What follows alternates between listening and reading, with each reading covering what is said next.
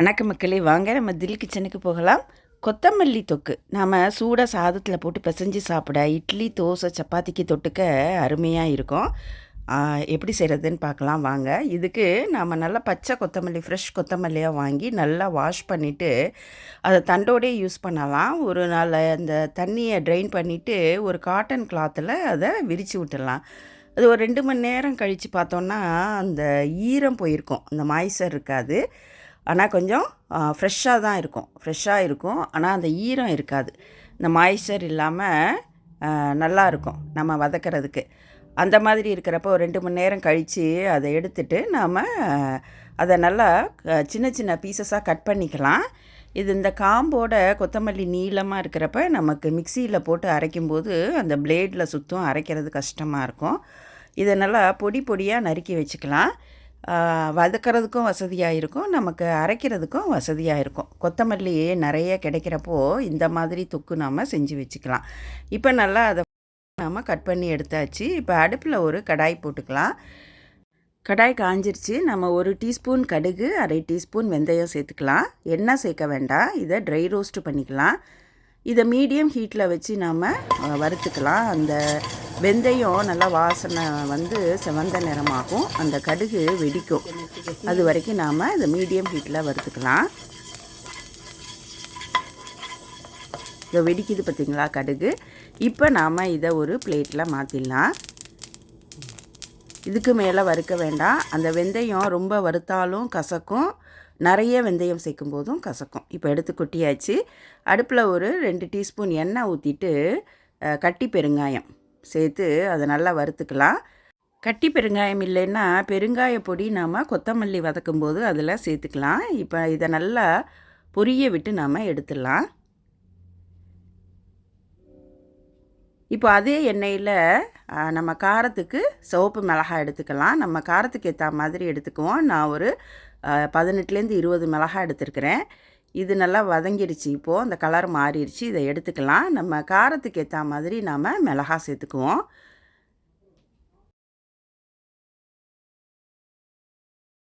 இப்போ எண்ணெய் சேர்க்க வேண்டாம். அந்த எண்ணெய் இல்லைனாலும் பரவாயில்ல, நாம் இந்த வாஷ் பண்ணி கட் பண்ணி வச்சுக்கிற கொத்தமல்லி அதில் சேர்த்துக்கலாம். சேர்த்துட்டு இதை நல்லா ஒரு பெரட்டிக்கலாம். அது கொஞ்சம் சுருண்டு வரும். அது வரைக்கும் நாம் ஒரு 1 நிமிஷத்துக்கிட்ட பெரட்டினா போதும்.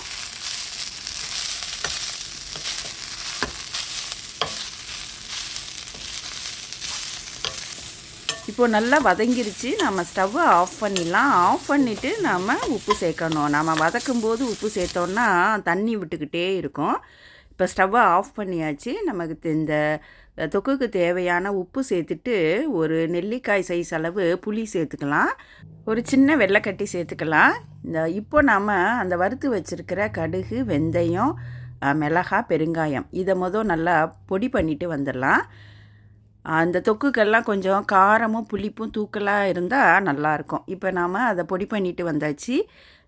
இப்போது அந்த வதக்கி வச்சுருக்கிற கொத்தமல்லி அதை அதோடு சேர்த்துடலாம். அந்த சூட்டுக்கே லேசாக தண்ணி விட்டுருக்கு பாருங்கள். இப்போ இதை நல்லா அரைச்சிக்கலாம். இதை கட் பண்ணியும் வச்சுருக்குறோம்.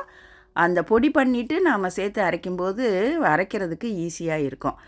அந்த லேசாக நம்ம சூட்டோடு சேர்க்கும்போது லேசாக தண்ணி சேர்ந்துருந்தது. அந்த தண்ணியையும் சேர்த்து இப்போ நல்லா வதக்கியாச்சு. உங்களுக்கு அரைக்க முடியலன்னா 1 டீஸ்பூன் 2 டீஸ்பூன் தண்ணி சேர்த்துக்கலாம். ஏன்னா நம்ம திரும்பவும் அதை நல்லா வதக்க போகிறோம். இப்போது நல்லெண்ணெய் 2 டேபிள் ஸ்பூன் அளவு சேர்த்துட்டு 1 டீஸ்பூன் கடுகு சேர்த்துருக்குறோம். நல்லெண்ணெயில் வதக்கும்போது கொஞ்ச நாள் கூட இருக்கும். இப்போ நாம் அரைச்சி வச்சுருக்கிற அந்த தொக்கை அதில் சேர்த்துடலாம். நல்லெண்ணெய் ஊற்றி சுருளை கிளறிட்டோன்னா வெளியிலேயே 1 வாரம் வரைக்கும் வச்சுக்கலாம். நிறைய நாட்கள் வச்சுக்கணுன்றப்ப நம்ம அதுக்கு மேலே ஃப்ரிட்ஜில் வச்சு யூஸ் பண்ணலாம். இதை நம்ம தொக்கை செஞ்சு வச்சுக்கும்போது லஞ்ச் பாக்ஸில் வடித்த சாதத்தில் போட்டு ஒரு கிளறி டக்குன்னு லஞ்ச் பேக் பண்ணிடலாம்.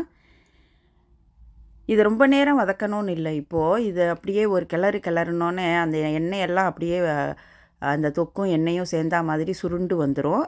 நம்ம டக்குன்னு 1 டீஸ்பூன் நல்லெண்ணெயை ஊற்றி இறக்கிடலாம். ரொம்ப நேரம் அதை இப்போ வதக்கணுன்றது அவசியம் கிடையாது. அவ்வளோதான், ஒரு கிளறியாச்சு.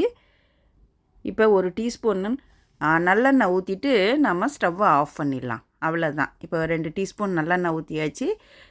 இதை ஒரு பெரட்டிட்டு நாம் ஸ்டவ்வை ஆஃப் பண்ணிடலாங்க.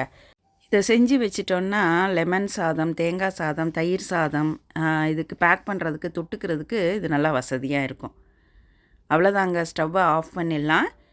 இப்போ நாம் இதை ஒரு கிளாஸ் பவுல் அல்லது பீங்கான் பவுலுக்கு மாற்றிடலாம். இது நல்லா ஆறணும். ஆறுனதுக்கப்புறம் தான் நம்ம மூடணும். எப்பயுமே சூடாக மூடிட்டோன்னா அது டக்குன்னு வீணாக போயிடும். நல்லா ஆற விட்டுட்டு நாம் மூடி எடுத்து வச்சிடலாம். இப்போ மேலே விருப்பப்பட்டால் 1 டீஸ்பூன் எண்ணெய் ஊற்றிக்கலாம். எப்பயுமே நல்லெண்ணெய் சேர்க்கும்போது அது கொஞ்சம் நாள் கூடுதலாக இருக்கும். அவ்வளோதாங்க, நமக்கு சூப்பராக கொத்தமல்லி தொக்கு ரெடி ஆயிடுச்சு. இது இட்லி, தோசை, சப்பாத்திக்கு தொட்டுக்க, வெரைட்டி ரைஸுக்கு தொட்டுக்க, சாதத்தில் போட்டு பிசைஞ்சு சாப்பிட அருமையாக இருக்கும். ட்ராவலுக்கு எடுத்துகிட்டு போகிறதுக்கும் 2-3 நாளைக்கு கெட்டு போகாமல் இருக்கும். ஆனால் எல்லாத்துக்குமே சைட் டிஷ்ஷாக யூஸ் பண்ணிக்கலாம். கொத்தமல்லி நிறைய கிடைக்கிறப்ப நாம் இந்த மாதிரி செஞ்சு வச்சுக்கலாம்.